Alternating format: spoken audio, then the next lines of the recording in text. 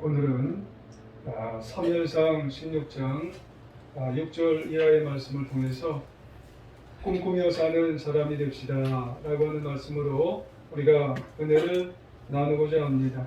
하나님의 은혜가 모두에게 충만히 마시길 주님의 이름으로 축원합니다.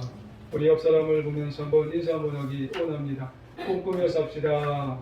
네, 다른 분에게도 한번 합시다. 꿈꾸며 삽시다. 네, 잘하셨습니다. 이철이라고 하는 분이 칼럼을 하나 썼는데 그 칼럼의 부주제가 새로 태어나는 것이라고 하는 그런 부주제가 있습니다. 폴란드의 한 마을에 젊은 청년이 한 명 있었는데 이 청년이 미국으로 이민을 가서 40세까지 조그마한 사탕 가게를 운영하게 되었답니다. 그러다가 다른 사업을 찾았는데 마땅히 할 일이 없었답니다. 그래서 다시 그 사탕 가게를 다시 웃돈을 주고 인수를 하게 되어서 76살까지 사탕 가게를 계속 운영을 하다가 은퇴를 하게 되었답니다. 은퇴 이후에 이분이 먹고는 살 수는 있는데 마땅히 취미가 없는 거예요. 그래서 할 일이 없어서 동네에 노인회관에 가게 되었는데 장기를 이제 뜨게 되었습니다. 근데 어느 날 장기를 뜨려고 가보니까 자기와 맞상대 해주는 사람이 그날 오지를 않았어요. 그래서 옆방에 들어가니까 옆방에 도인 미술실이 이제 있어서 구경을 하게 되었는데 미술이 너무 이제 자신에게 감동을 주는 겁니다. 그래서 이분이 내가 이제 미술을 좀 해야 되겠다. 그림을 좀 그려야 되겠다. 이런 취미 생활을 갖게 되었던 겁니다. 그런데 그것이 이분에게 꿈이 된 거예요. 76살 때. 그래서 그 76살에 시작한 이 노인이 어떻게 되었냐면은 미국의 샤갈이라고 불릴 만큼 미국의 미술계의 꽃과 같은 인물이 되었는데 저는 이분의 이름은 잘 모르지만 미술계에 있는 사람들은 참 유명한 사람인가 봐요. 해리 리버만이라는 그런 인물로 미국의 샤갈과 같은 그런 인물이 되었다고 하는 말씀입니다.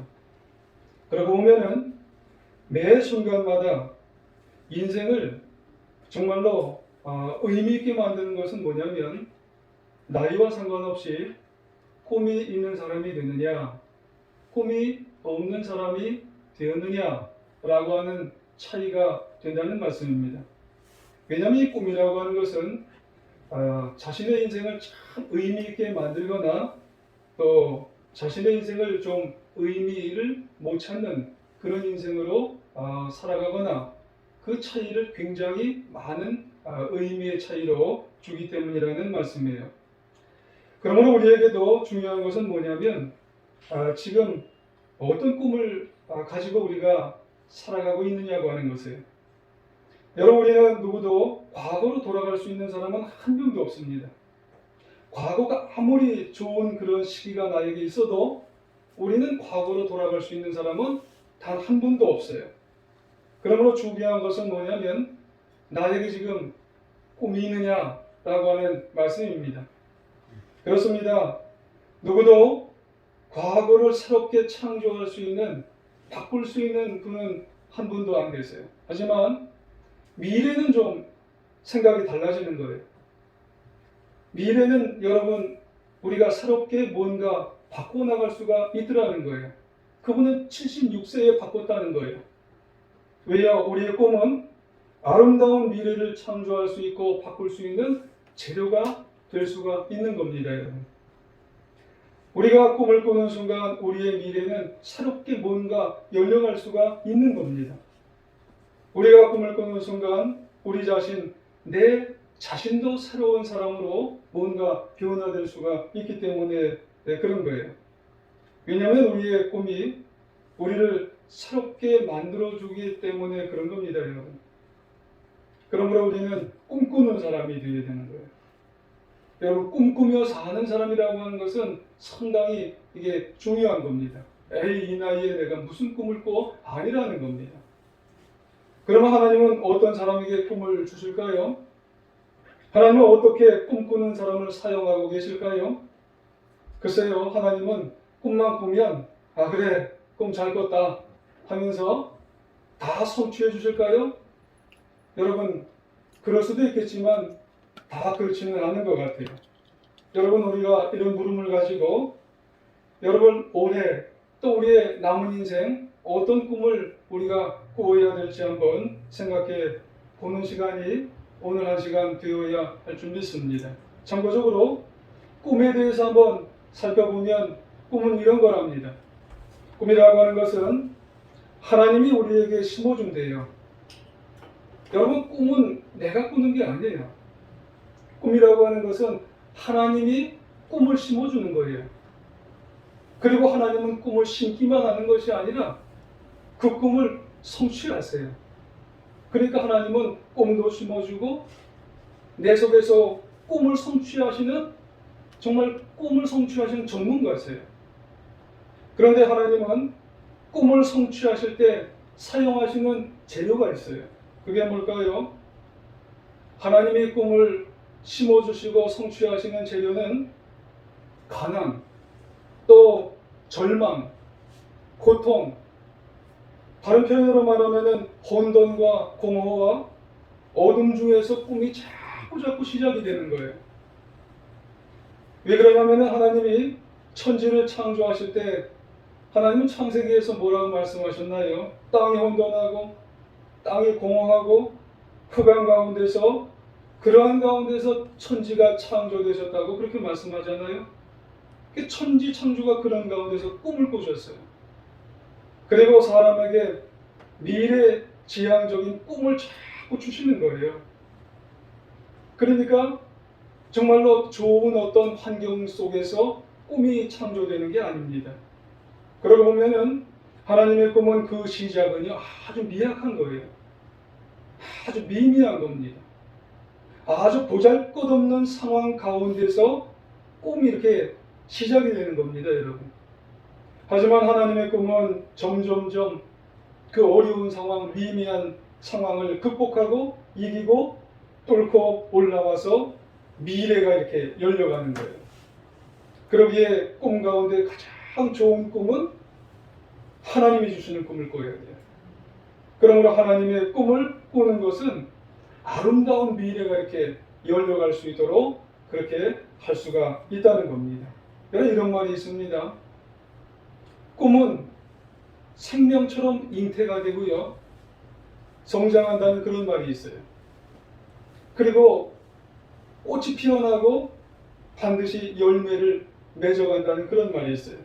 그러니까 꿈을 한번 하나님이 주시는 꿈을 꾸면 생명처럼 잉태가 되고 또 성장하게 되고 꽃이 피어나게 되고 열매가 맺는다는 그런 말씀이 있어요. 여러분은 하나님이 지금 어떤 꿈을 여러분에게 주셨나요? 그 꿈을 지금 미약하죠. 아주 미비한 것 같죠. 아주 형편없는 것 같죠. 근데 하나님이 나에게 그런 꿈을 주시면 지금 잉태가 되고 있어요. 성장하고 있어요. 꽃이 피어나고 반드시 열매가 맺어질 줄 믿습니다. 근데 오늘 본문에 보니까는요, 한 목동이 꿈을 꾸니까 왕이 됐어요. 할렐루야. 아니, 한 명의 소년 목동이 있었어요. 그 소년은 8형제 중에 막내예요. 8형제 중에 막내니까 보이지도 않을 것 같아요. 그 옛날에 한 2, 3천 년 전에 그래서 아버지는 그의 존재를 크게 인정을 하지를 않는 거예요. 그래서인지 형제들도 이 막내를 그렇게 중요하게 생각을 하지 않고 하찮게 여기는 겁니다. 그것은 무엇으로 알 수 있냐면 지금 선지자 사무엘을 만날 수 있는 기회가 있었거든요. 이 선지자 사무엘은 이스라엘에서도 평생 한 번 만날까 말까 하는 그런 선지자예요.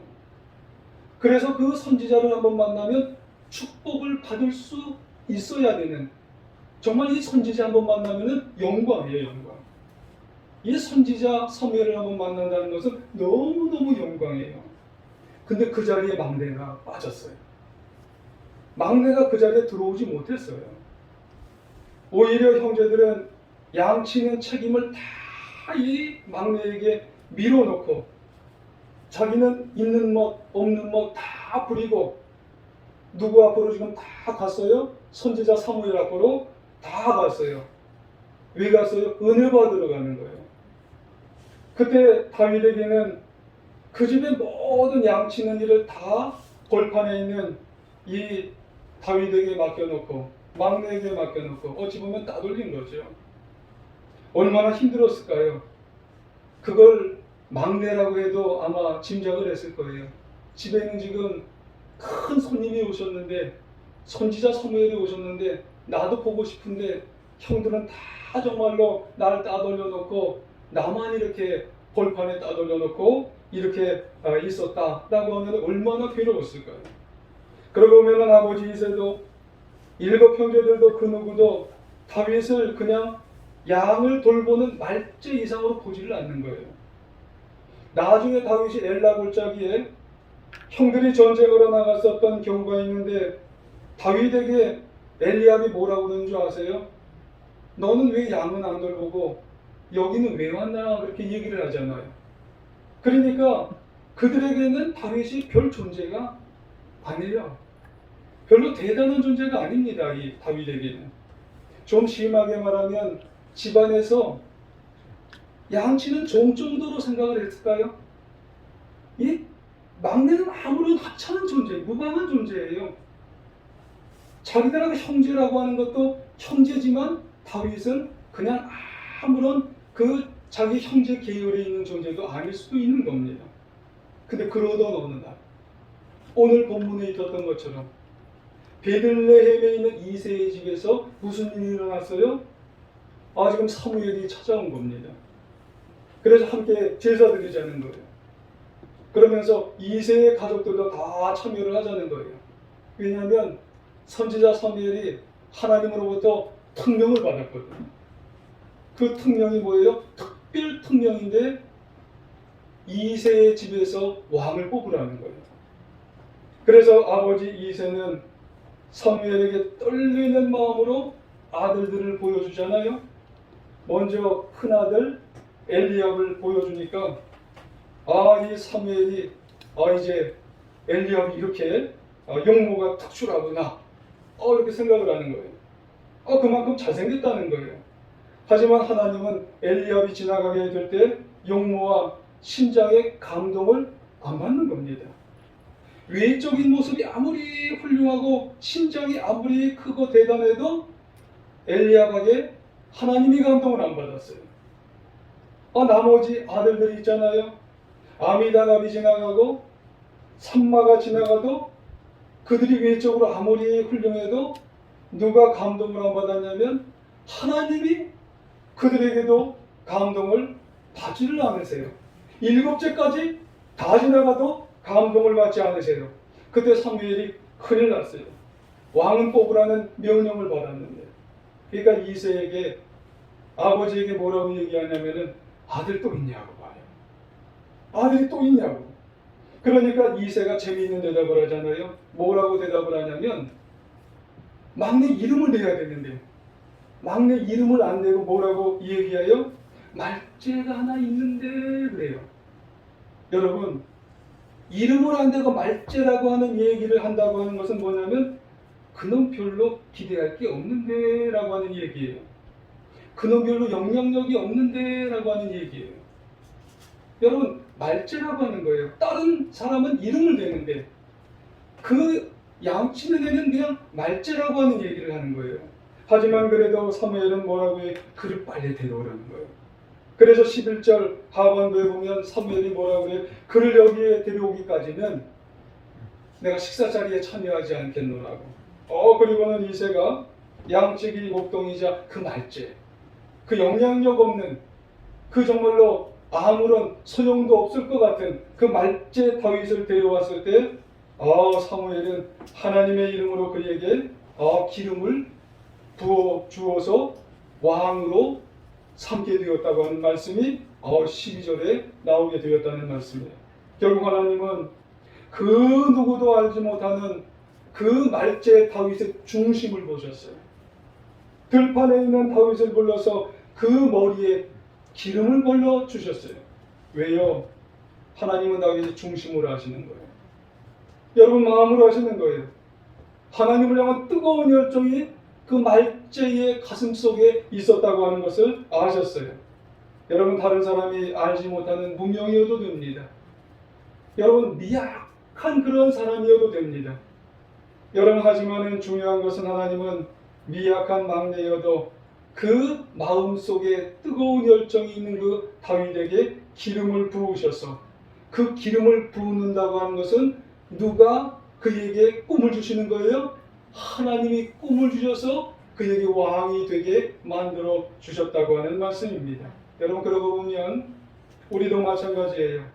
앞에서도 말씀드렸듯이 하나님은 다윗도 마찬가지지만 우리에게 꿈을 주시는데 꿈은 누가 주시는 거예요? 기름을 부었을 때 왕이 되고자 하는 마음을 가졌던 것처럼 하나님이 우리에게 무엇을 주시냐면 꿈을 주시는 줄 믿으시기를 원합니다. 미약해도 지금은 너무 미미한 상태여도 하나님은 우리에게 중심을 보시고 꿈을 주시고 그리고 그 꿈에 여러분 잉태하게 만드셔서 그리고 성장하게 만드셔서 그리고 꽃이 피게 만드셔서 그리고 열매가 맺게 만드셔서 놀라운 역사를 이루게 만드시는 줄 믿으시기를 원합니다. 그래서 여러분 우리는 하나님의 꿈을 꾸시기를 원합니다.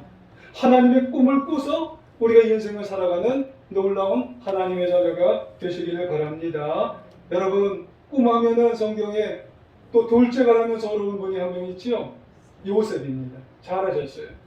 여러분 요셉은 여러분 그의 형제들이 뭐라고 얘기했어요? 야 저기 꿈꾸는 자가 오는도다 그럴 정도로 여러분 꿈에 대해서 아주 그냥 일가견 있는 사람입니다. 그런데 이 요셉이 사실 꿈꾸기 전까지 아주 평범한 소년에 불과했다는 거 여러분 아시나요? 아주 평범해도 너무 평범한 사람이에요. 요셉이요. 복잡한 가정에서 태어나고 자랐어요. 그의 아버지 야곱은요 4명의 여인과 살았어요. 그 사이에서 태어난 아들이 몇 명이에요? 12명이 12명. 그 중에 요셉이 11번째 아들로 태어났는데 아버지가 너무 요셉을 편애하는 거예요. 그러니까 형제들이 요셉을 따돌려 먹었어요. 한 번만 따돌려 먹었어요? 아니 무슨 일만 있으면 그냥 요셉을 따돌려 먹는 거예요. 그러다가 결국은 요셉을 따돌려서 애굽으로 팔아먹었어요. 그런데 이런 요셉에게는 남다른 모습이 있었는데 하나님이 주시는 꿈을 항상 품었어요. 그리고 그 꿈을 가지고 항상 살게 되었다는 겁니다. 그런데 그 하나님의 꿈은 요셉이 만나는 환경이 결코 좋지 않은 환경, 결코 어려운 환경이 있었어도 그 모든 환경을 초월하게 만든 그런 꿈을 꾸게 하셨다는 말씀입니다. 긍정적인 자아를 갖게 하셨고 그리고 자신을 가치 있게 만들어 주었고 늘 자신감 있게 자신감을 넘치는 그런 환경으로 바꾸어가게 만드셨다는 말씀입니다. 그래서 결국 이 요셉이 어디까지 그가 인생을 살게 만들었냐면은 이 애굽의 국무총리까지 되게 만드셨어요. 그런데 정말 중요한 사실이 뭐냐면 다윗도 그렇지만 요셉의 경우 그의 꿈도 그렇습니다. 그의 꿈의 목표가 국무총리가 되는 게 아니었어요. 여러분 요셉의 꿈은 그의 목표가 뭐냐면 오직 하나님의 꿈을 이루는 거였어요. 그랬더니 하나님은 그의 생애를 아름답게 하시고 빛나게 하시고 놀라운 역사를 이루게 하셨더라는 말씀입니다. 그러므로 우리는 하나님의 꿈을 꾸는 자가 되어야 돼요. 하나님의 뜻을 꾸는 자가 되어야 한다는 그런 말씀입니다. 하나님의 꿈은 평범한 사람을 비범하게 만들어줘요. 하나님의 꿈은 긍정적인 자아를 갖도록 그렇게 만들어주기 때문에 그렇습니다. 하나님의 꿈은 모든 환경을 초월할 수 있게 만들어주고요. 하나님의 꿈은 어려움과 절망을 이길 수 있도록 그렇게 만들어줍니다. 한마디로 하나님의 꿈을 자꾸 꾸게 되어지면 모든 역경 가운데서 최선의 삶을 살고 결국은 승리할 수 있도록 만들어주기 때문에 그런 줄 믿습니다. 그러므로 우리 모두 하나님의 꿈을 이루는 꿈을 품고 이루고 그 꿈을 살아갈 수 있는 우리 모두가 되어야 할 줄 믿습니다. 그런데 이런 하나님의 꿈에는 특징이 있어요. 여러분, 어떤 특징이 있냐면은 하나님의 꿈을 내가 지금 꾸잖아요. 근데 금방 안 이루어져요. 금방 크고 아름다운 꿈이 결실이 이루어지면 참 좋겠는데 하나님의 꿈을 꾼다고 해서 금방 어떤 결실이 맺어지는 게 아니라는 겁니다. 앞서 말씀드렸지만 꿈은 생명처럼 잉태가 되어야 되고요. 그리고 성장이 되어야 되는 과정이 필요하고요. 그리고 꽃이 피어나야 되고요. 그 다음에 결실이 맺어지기 때문에 금방 하나님께서 우리에게 하나님의 꿈을 꾼다고 해서 결실이 맺어지지를 않는 겁니다. 그렇죠? 다윗도 그랬어요. 다윗이 사무엘로부터 기름 부음을 받고 하나님의 꿈을 꿨잖아요. 그 후에 이 다윗이 골리앗을 쓰러뜨리고 화려하게 출발을 했어요. 그러면은 조금 있다가 이 다윗이 금방 왕이 되어야 되잖아요. 근데 하나님은 금방 왕이 되게 안 하셨어요. 이 다윗이 사울로부터 끊임없이 미움을 받고 사울로부터 끊임없이 추격을 받아서 죽음의 골짜기를 헤매게 만드셨어요. 그래서 다윗은 집을 떠나야 되고 그리고 다윗이 그렇게 친하게 지냈던 요나단을 만날 수 없게 하고 그리고 유대 광야 곳곳 도망다니는 신세가 되게 만들고 그게 몇 년이나 되는 줄 아세요? 그 혹독한 시련의 과정이 13년입니다. 13년. 그래서 아마 13년 동안 아마 이 다윗이 그런 생각을 했을 것 같아요. 내가 아버지 집에 가서 기름 부음을 받아서 기름 부음을 받을 때는 하나님이 꿈을 주셔서 왕이 된다고 했는데 금방 왕이 되지는 않고 13년 동안 혹독하게 이렇게 고난받을 때 내가 정말 왕이 될 수 있을까? 정말 하나님이 나를 꿈을 이룰 수 있을까? 이런 생각을 할 수 있어요. 여러분들도 여기 청년들도 있고 우리 성도님들도 계신데 하나님이 나에게 이런 거 하라고 그럴 때가 있어요.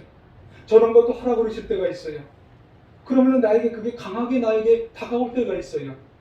그러면은 내가 한 달쯤 견디고 1년쯤 견디면은 내가 뭔가 좀 그 결과를 이루어져야 될 것 같아요. 근데 그래도 안 이루어지는 거예요. 그러면 하나님이 나에게 거짓말하신 것 같아요. 뭔가 안 이루어지는 것 같으니까. 근데 다윗은 지금 혹독한 시련의 과정이 13년이란 말입니다. 분명히 다윗은 사무엘로부터 왕으로 기름 부음을 받고 꿈꾸는 사람이 되고 꿈으로 사는 사람이 됐는데 그런데 결과가 지금 뭐예요? 어둠의 골짜기를 더 간다는 거예요. 사망의 골짜기를 더 간다는 거예요. 뭔가 속이 잘 풀려야 되는데 그렇지 않다는 거예요. 그래서 시편 23편에 뭐라고 그랬어요?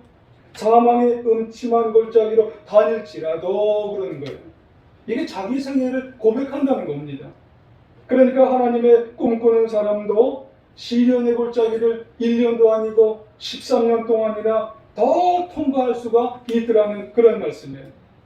하나님의 꿈을 꾸시는 사람, 역경의 과정 속에서 더 정말로 꿈을 꾸게 하시고 잉태하게 하시고 성장하게 하시고 꽃이 필 수 있는 그런 과정을 겪게 만드시는 것이 다윗만이 아니라 요셉만이 아니라 우리들에게도 꿈꾸세요? 그런 과정을 우리에게도 반드시 꿈으로 사는 사람에게는 그런 과정을 겪게 만드시더라 라고 하는 과정입니다. 코로나 시대에 우리 인생 속에 그런 과정을 나에게도 주시는구나. 여러분 인정하시고 우리가 그걸 겪고 결국에 열매를 맺어 우리가 나아갈 수 있는 모습이 우리에게 있으시기를 원합니다. 여러분 그렇습니다.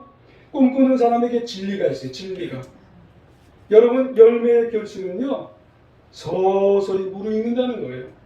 서서히 성장하신다는 겁니다. 서서히 열매 맺게 되어진다는 거예요. 그래서 결국 보면 너무너무도 귀한 열매가 여러분 우리 청년의 삶 속에 여러 우리 제일중학교에 사랑하는 성도님들 가정마다 직장마다 여러분 사업장마다 정말로 나중에 보면 놀라운 열매가 맺어질 줄 믿습니다. 그러므로 꿈꾸며 사는 사람은 너무 조급해하지 마세요. 지임 논리라고 하는 사람이 이런 말을 했어요. 성공을 앗아가는 것은 바로 조바심이랍니다. 빨리, 그러니까 아직 내 안에 하나님의 뜻을 향한 꿈이 조성되지도 않았는데 빨리 뭔가 좀 이루려고 하다 보면은 여러분 성공의 결실이 나에게서 없어질 수도 있더라는 말씀이에요. 김남도 교수님이라고 하는 분이 아프니까 청춘이라는 그런 글을 쓰셨어요. 여러분 청년들에게, 이건 청년들에게만 하는 말은 아닌 것 같아요. 청년들에게 단순히 하는 일이 잘 풀리지 않더라도 아직 시간이 좀 남아있기 때문에 포기하지 말라는 그런 당부의 글이에요. 몇 글자를 이렇게 좀 이제 캡처를 해서 여러분에게 소개를 시켜드립니다. 그 책의 일부분의 내용이에요. 인생에 관한 한 우리는 지독한 근시입니다. 바로 코앞밖에 보지 못합니다. 그래서 늦가을 아름다운 고운 빛을 선사하는 국화는 되지 않으려 하고 초봄의 향기를 뽐내는 매화만 되려고 합니다. 하지만 일찍꽃을 피웠다는 이유만으로 매화가 세상 중에 가장 아름다운 꽃인가요? 가장 훌륭한 꽃인가요? 꽃은 저마다 피는 계절이 다 다릅니다. 개나리는 개나리대로, 동백꽃은 동백대로 자기가 피어야 하는 계절이 다 따로 있습니다. 꽃들은 저렇게 만개의 시기를 잘 알고 있는데 왜 그대들은 하나같이 초봄에 피려고만 안달을 내고 있습니까? 라고 하는 그런 말씀이에요. 왜 빨리만 피려고 한다는 것입니까? 왜 빨리만 성공을 하려고 한다는 거예요? 왜 안달만 내고 있느냐고 하는 거예요. 그러다 보면 우리가 실패할 수가 있다는 거예요. 그렇습니다. 지금 하나님은 유대 광야에서 꿈꾸고 사는 다윗을 위대한 성군으로 만들고 계신다는 거예요, 여러분.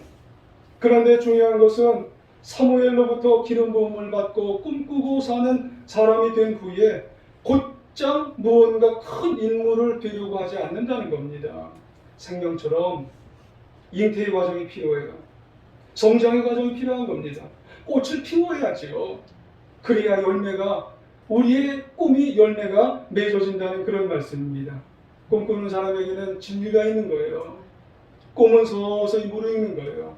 서서히 성장하고 서서히 그 과정 안에서 열매가, 그 열매는 근데 누구도 흔들 수가 없다는 그런 말씀을 하게 되는 겁니다. 여러분, 이렇게 꿈꾸며 살았던 다윗이 시련 중에 배운 게 있어요. 한 가지는 뭐예요? 다윗은 시련 중에 하나님의 주권을 배웠어요. 하나님이 내 주인이십니다. 이걸 배웠어요. 보통 재능이 많은 사람이 범하기 쉬운 실수가 뭔가요? 자신의 재능을 하나님보다 더 의지하려고 합니다.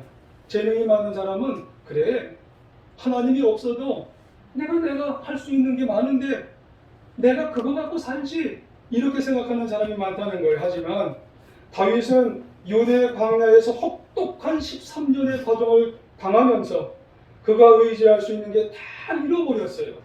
그러면서 오직 하나님만이 내 주인이시오. 그러므로 시련은 꿈꾸는 사람에게 하나님께 다 맡기는 걸 배웠다는 그런 말씀입니다. 두 번째로 다윗은 시련 중에 기다리는 법을 배웠습니다. 사람에게 정말 가장 어려운 것들이 많지만 그 중에 하나는 기다리는 겁니다. 다윗은 이미 왕이 된 것을 보증받았어요. 선지자 사무엘이 기름 부으면서 이분은 2대 왕이 될 거야, 이렇게 보증을 해줬잖아요. 하지만 다윗은 또 기다리고 또 기다렸어요. 기다리는 동안에 결코 다윗은요 서두르지를 않았어요. 그것은 하나님의 때를 자신의 육신적인 방법으로 앞당기려 하지를 않았다는 그런 말씀입니다. 기다리는 동안에 다윗이 절대로 하지 않은 것이 있습니다. 그것은 사울왕을 안 죽였어요. 그는 여러 번 사울왕을 죽일 기회가 있었습니다마는 그 일을 행하지 않았어요. 내가 왕으로 기름 부음 받으면 1대 왕 사울을 죽이고 내가 왕으로 등극하면 되지 않아? 그래도 사울은, 이 다윗은 정말로 하나님이 사울왕을 기름 부음으로 세우셨기 때문에 하나님의 뜻을 기다리고 또 기다리고 기다렸던 그런 모습이 있었다는 겁니다. 그렇습니다. 다윗은 왕이 되는 것이 아무리 중요해도, 꿈을 이루는 것이 아무리 중요할지라도 기름 부음 받은 자를 치지를 않았어요. 대적하지를 않았습니다. 그것은 그가 붙잡고 사는 핵심 가치입니다, 여러분. 하나님의 질서를 지키는 것을 가장 소중하게 여겼다는 거예요. 다윗은 하나님보다 앞서지 않았어요. 기다리고 또 기다려서 하나님이 나에게 주신 꿈을 성취하며 나아갔다는 거예요. 또 한 가지는 다윗은 시련 중에 비판을 극복하는 법을 배웠어요. 꿈꾸는 사람이 잘 견뎌야 할 것 중에 하나가 뭐냐면 비판과 비난입니다. 다윗은 13년 동안 사울왕의 추격을 받을 때 수많은 위협과 더불어 비난도 받고 오해를 받지 않았겠어요? 그러고 보면 꿈꾸는 사람은 사람들로부터 비판받을 때도 있어요. 비난받을 때도 있어요. 오해받을 때도 있어요. 하지만 그걸 잘 극복해야 됩니다. 랄프 waldo 에머슨이라고 하는 사람이 이런 말을 했어요. 어떤 일을 선택하더라도 당신에게 틀리다고 말하는 사람이 있답니다. 그러므로 그 길을 계획하고 그것을 완주하는 데는 꿈꾸는 사람은 용기가 필요하대요. 꿈꾸는 사람의 길은 결코 쉬운 길이 아닙니다. 전적으로 하나님을 의지하고 결코 서두르지 말고 힘들어도 꾸준히 전진할 수 있는 용기를 가지고 나아갈 때 하나님이 우리에게 주신 꿈을 잘 정말로 이루어가고 결국은 아름다운 열매를 맺어서 인생을 승리하게 되는 줄 믿습니다. 지선아 사랑해 라고 하는 저자 이지선 자매를 모르는 분은 아마 이 가운데 아마 없을 것 같아요. 이지선 자매는 얼굴도 참 예쁘고 그 다음에 머리도 좋아요. 이화여대 다녔던 걸로 제가 알고 있습니다. 믿음도 좋아요.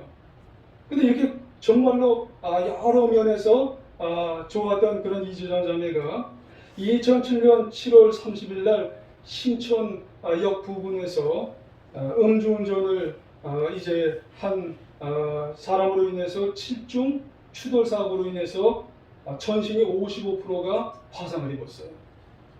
3도 중화상을 입어갖고요. 많은 사람들 의료진으로 인해서요. 살 가능이 없다고 그렇게 판정이 났답니다. 근데 이 이지선 자매가 회복의 꿈을 안고 쓴 글이 몇 글자가 있어요. 이런 글이 있습니다. 모두들 저보고 인생이 끝났다고 했습니다. 하지만 그의 인생, 그 인생의 끝, 바닥의 끝이라고 하는 그곳에서 저는 새로운 꿈을 꾸기 시작했습니다. 정말 꿈 같은 꿈이었습니다. 그렇죠? 꿈 같은 꿈이지요.